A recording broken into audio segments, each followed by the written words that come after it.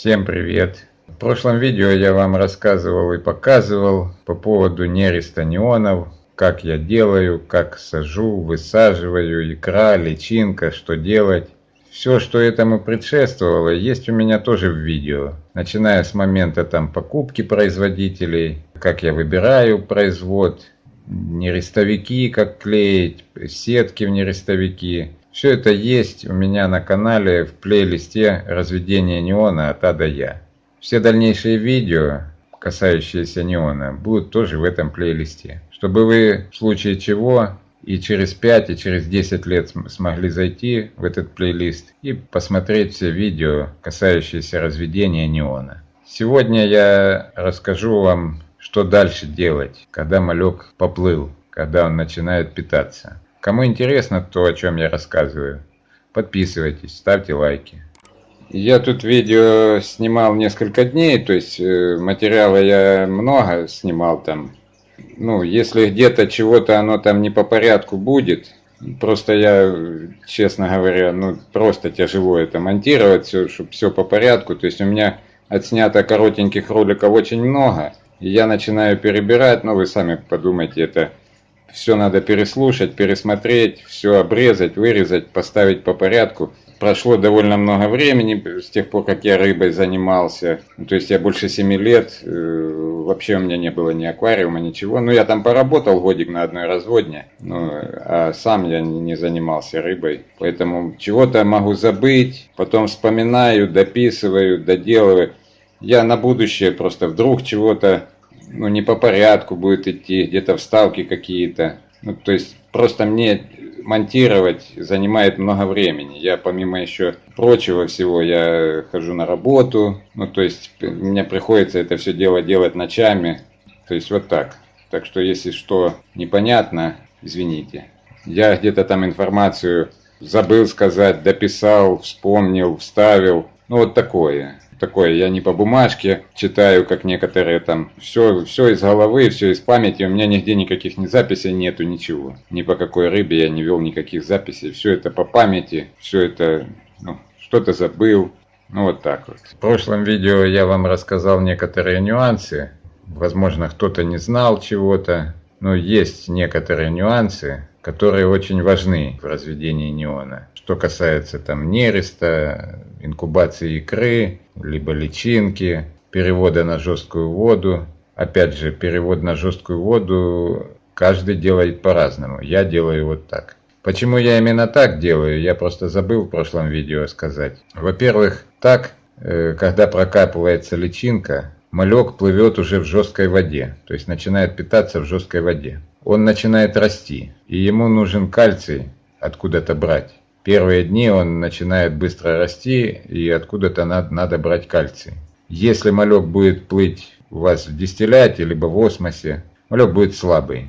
В общем, это мое мнение, я так заметил. Малек должен плыть в жесткой воде. Это касается и дискусов, это касается любой харацинки, любой другой рыбы, та, которая не рестится на мягкой воде. Есть еще один нюанс, это кормление, особенно первое кормление. Его важно не прозевать, то есть малек должен, когда плывет, сразу получать корм. Малек плывет через 100 часов после вылупления. Плюс-минус зависит от температуры. Около 100 часов после вылупления. В чем сложность с мальком неона? Во-первых, малек очень мелкий, и ему нужно подобрать хороший стартовый корм. Либо это живая пыль, коловратка, инфузория как корм, не очень годится для малька. Малек сам за кормом не охотится. Если, например, барбус, он сам ищет корм сразу же. Этот же сидит, ждет, пока корм мимо не проплывет. Поэтому ему нужно создать условия, чтобы он с кормом встретился. Так как корм, та же пыль живая, коловратка или артемия, они плывут все на свет, а малек наоборот плывет от света. Поэтому нужно создать условия такие, чтобы либо свет везде был, не яркий, приглушенный, либо, как я когда-то делал с еще более сложной рыбой, стеклянным окунем, каждых полчаса я переносил лампу с одного края аквариума в другой. Тогда корм плыл в одну сторону, малек в другую, и они встречались. Но там со стеклянным окунем сложности еще и по корму. Он не всякий корм ест. Поэтому я делаю вот так вот. Ложу на аквариум светильник, чтобы он освещал полностью аквариум. Через газетку, через бумажку, чтобы свет был не яркий. Либо не яркий светильник, ну, я такого неяркого не могу подобрать. Неяркий свет по всему аквариуму. Тогда артемия, либо та же коловратка, она будет по всему аквариуму распределена, и малек, не боясь яркого света, будет есть его. На первый взгляд, первые дни, там 4-5 дней, может показаться, что малька мало. Он в основном весь прячется, малейшая тень, те же улитки, под улитками, ну, в общем, кругом он прячется, под мочалкой. Ну, дальше он 4-5 дней начинает уже выплывать, нормально охотиться за кормом. Дальше уже вот первые дни, это самые такие критичные. И главное, чтобы малек взял корм в первый же день. Если первый день корм он не возьмет, дальнейшие усилия просто бесполезны. Раньше я пользовался пылью, ну, то есть ловил живую пыль.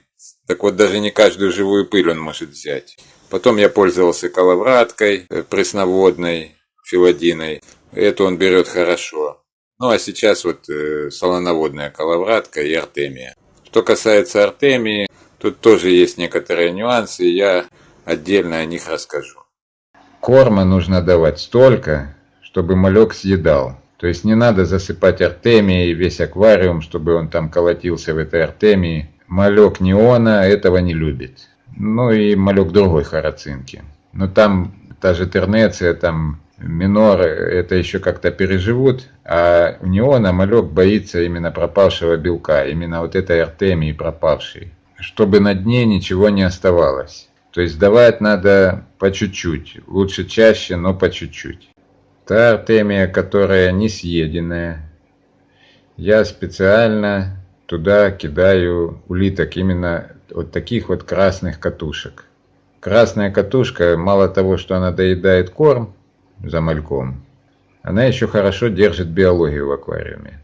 И чем больше этих катушек там будет, тем лучше. Потом, впоследствии, когда малек немножко подрастет, там дней 10, 2 недели, когда у него пойдет полоса, уже когда он возьмет, ну, цвет будет похож именно на неона, это буквально 2 недели. Я кидал там 2-3 анциструса, малька анциструса маленького, и анциструсы доедали. Первые дни, первую неделю желательно оставлять свет, приглушенный свет круглосуточно. То есть я вот так вот светильник через лист бумаги, то есть еле-еле приглушенный свет. Еще момент. Как понять, что малек взял корм? Ну, по артемии тут понятно, у него животы становятся желтыми. Малек очень мелкий, и, ну, увидеть довольно-таки сложно, взял он корм или нет. Когда он берет артемию, там видно.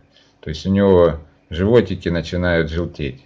Когда кормите коловраткой, либо пылью, он не желтеет. Но при боковом освещении, если светить сбоку, малек начинает блестеть. То есть вот он не блестел, а потом заблестел. Вы не увидите в животе у него ничего. Но если он блестит, значит он взял корм. Все нюансы, которые я рассказываю, возможно, они не важны. Но я рассказываю все, все до деталей. Кому-то эти детали известны, кому-то, возможно, они пригодятся. У меня есть вот тут культура коловратки солоноводной. Вот сейчас я покажу. Вот видите?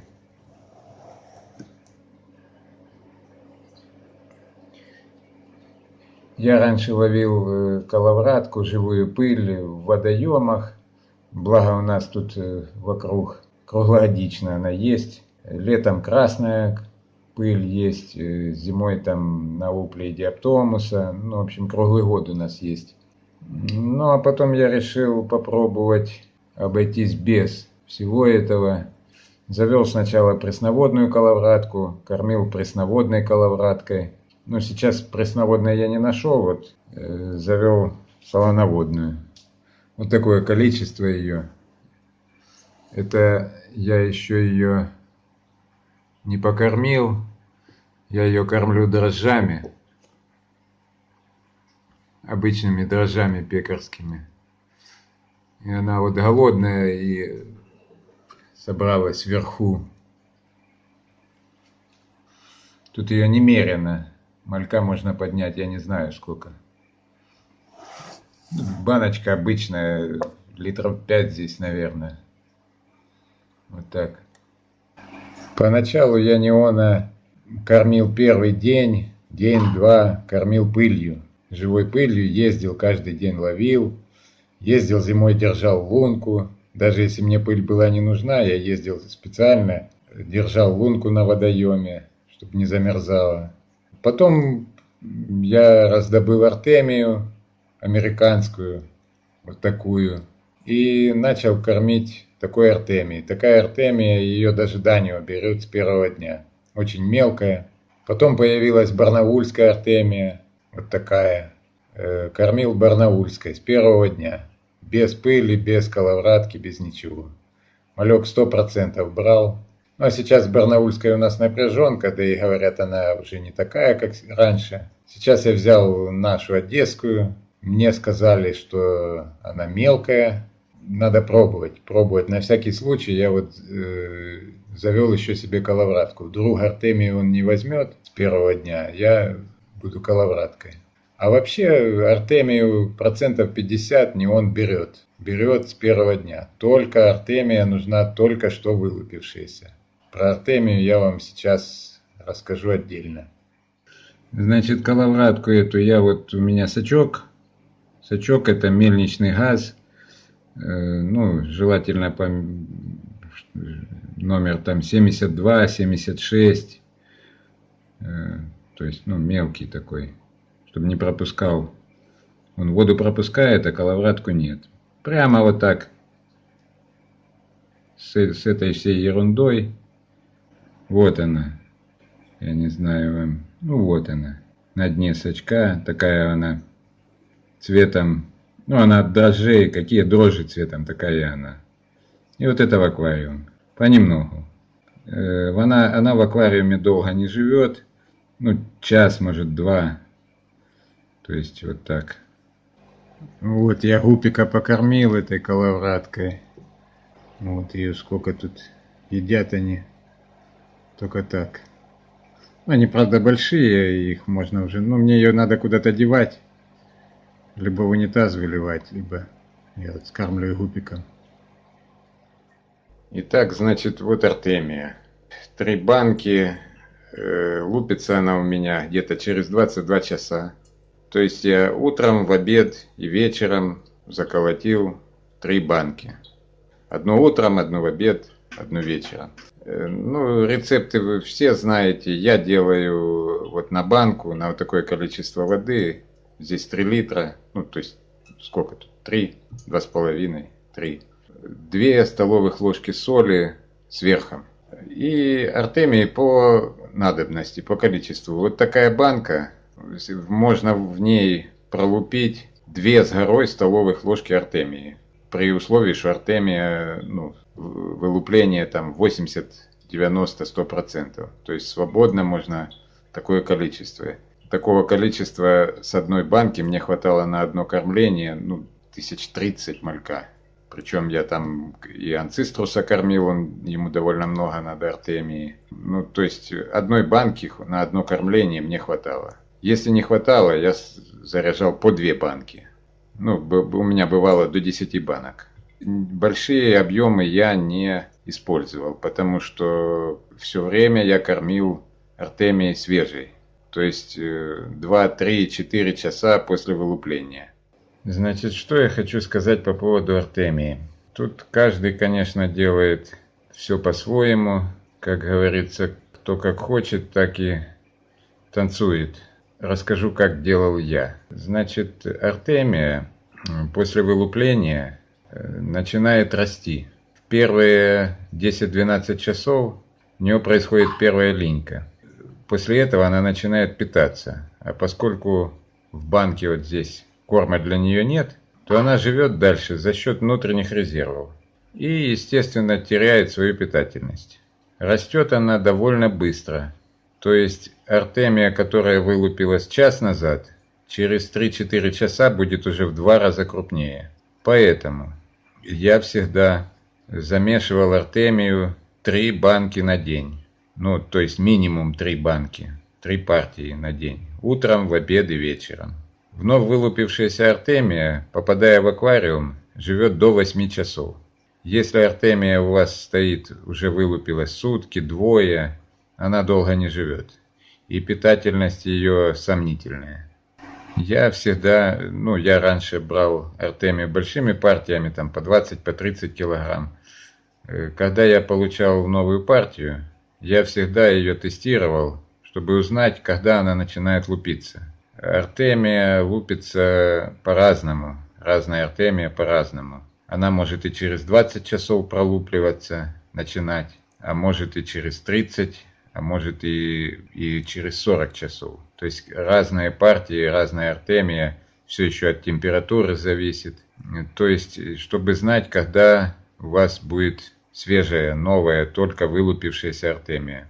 И зная, что неон плывет приблизительно через 100 часов после вылупления, приблизительно, я за определенный период времени заколачиваю артемию, чтобы на момент расплытия малька у меня была вновь вылупившаяся артемия. Только вылупившаяся. Она самая мелкая, она самая живучая. И всегда я кормил раньше этой артемией. 70% малька берет такую артемию. Малек очень мелкий, но 70% берет. Вместе с артемией я добавлял либо пресноводную коловратку, либо солоноводную коловратку. Но сейчас у меня я завел солоноводную коловратку. Инфузорию неон берет очень плохо. Дальше. Вот такие банки. Почему я пользовался такими вот? В такой банке артемии можно довольно много сделать. И когда она вновь вылупившаяся, она живучая, она не падает. Я ее скормил и все. Незачем колотить большие, я знаю, есть некоторые люди делают большие инкубаторы, по 30 литров там. Ну и эта артемия у них там неделю, пока они не скормят. Артемия самая лучшая, самая питательная, только которая вновь вылупилась. Буквально 2-3 часа после вылупления. Дальше она, во-первых, растет. То есть, ее можно давать более крупной рыбе, но не он ее брать не будет. А та, которая после 12 часов, она уже перелиняла, и она теряет свою питательность. То есть она начинает расти за счет внутренних резервов, питательность уходит. Вот так себе корм скажу. Но это все лично мои мысли, так что каждый делает по-своему. Мое мнение такое. Покажу, да, кстати, вот такой нюанс, он может быть неважный. Воду надо вот так наливать, вот за изгиб банки. Я видел, некоторые наливают вот так. Я наливал всегда вот так. Зачем это делается? Тогда получается завихрение вот это вот. И она даже при небольшой подаче воздуха, она постоянно в движении. Распылители я никогда не использовал. Для артемии распылителей не нужно. Во-первых, от распылителя может пена идти. И когда идет пена, артемия... Вот тут яйцо все.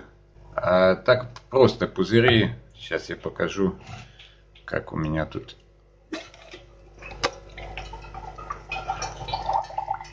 Шланг. Груз, 2 гайки нержавеющих. И все. Вот так.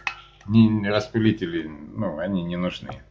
Тут не в кислороде дело, не в обогащении, а именно в перемешивании. Вот здесь у меня та, которая должна сейчас пролупиться, вот буквально она там в течение полчаса назад, может быть час назад, она уже вылупилась. Не вся, но вылупилась. Сейчас я вам покажу, чем отличается она. Я беру лампу, вот так ложу, отключаем все это дело. Ой, не то отключил.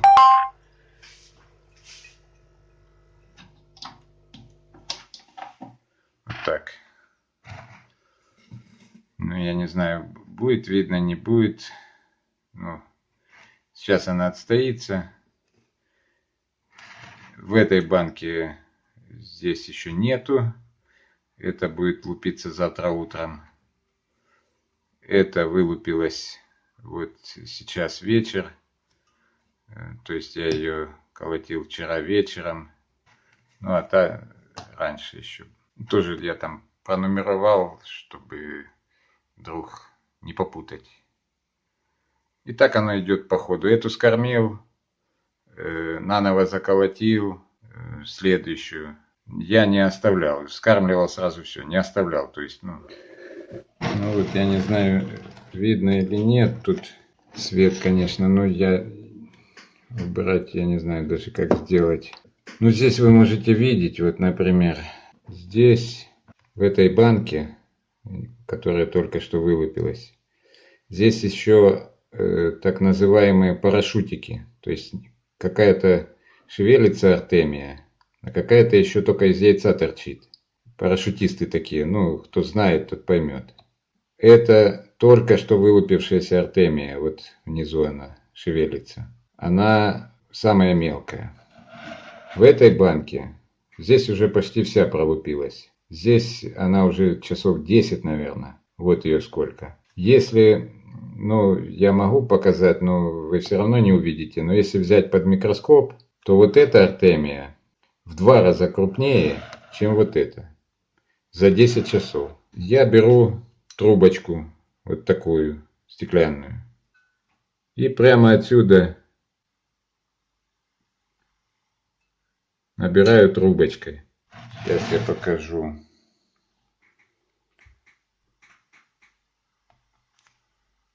Видно, не видно. Но даже не знаю, как и показать. Ну, в общем, вы поймете, если... И вот трубочкой в аквариум. Давать неону нужно, ну, буквально по чуть-чуть. По чуть-чуть. То есть у меня мерило было вот эта трубочка. Если я малька на кого-то оставлял, ну там на детей или, ну, если я сам в это время не мог кормить, я там говорил, вот сюда там 2 трубочки, там или 3 трубочки. Вот так, буквально по чуть-чуть, чтобы съедался. Значит, яйцо, если попадает, не он, яйцо все равно, он со дна не берет. Он корм со дна не берет.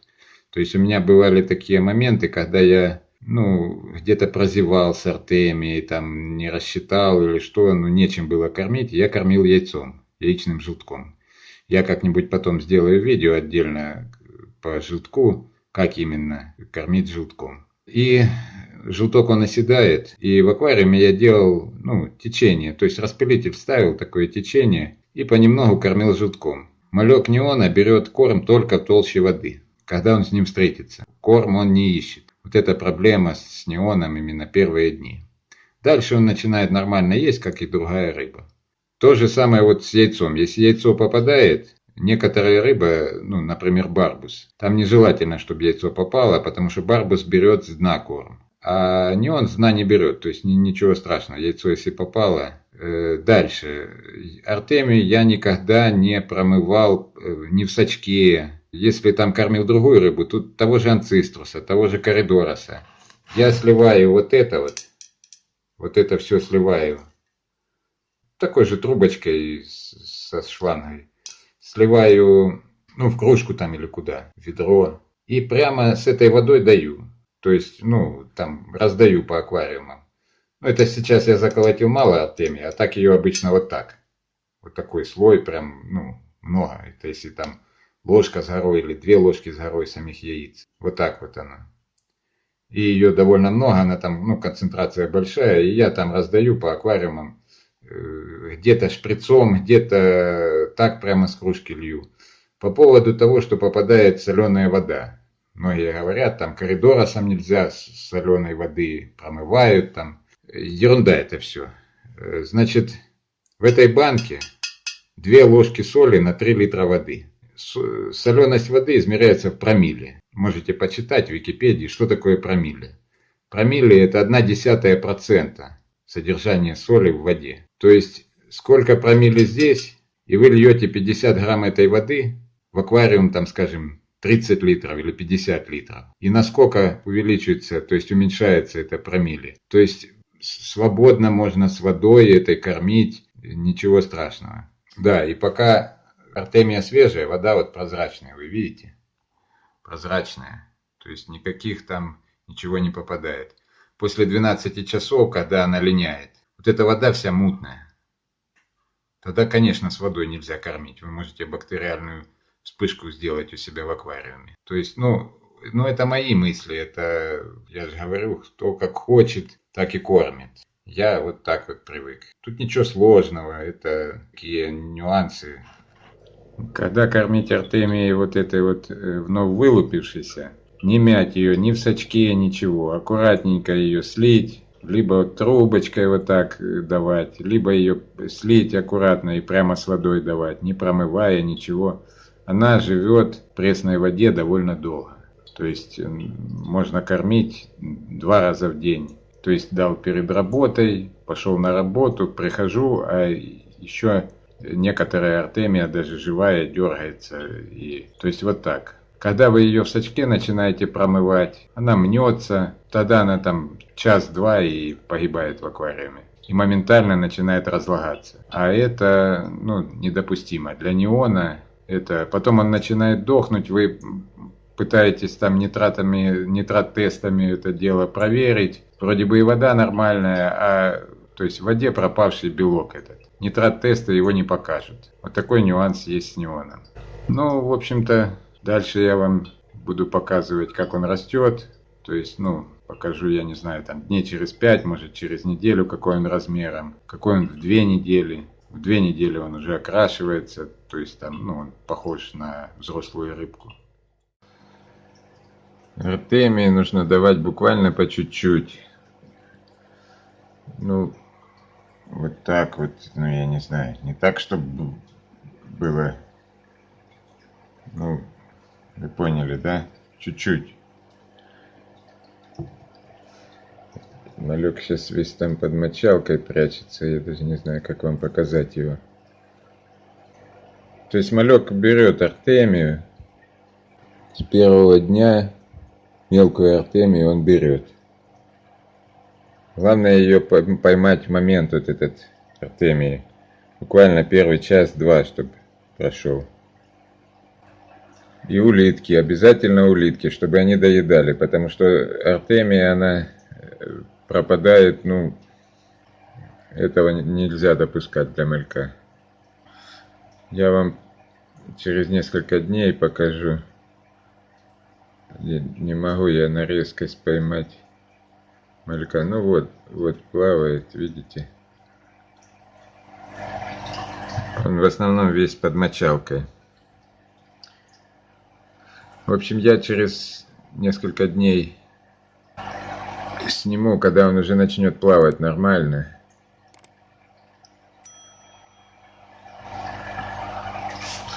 Воду, значит, доливаем. Теперь доверху доливаем.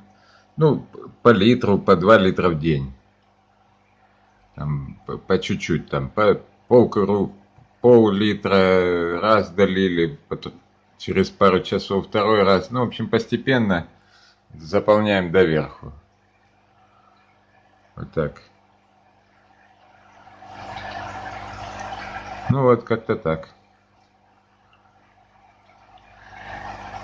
Всем пока.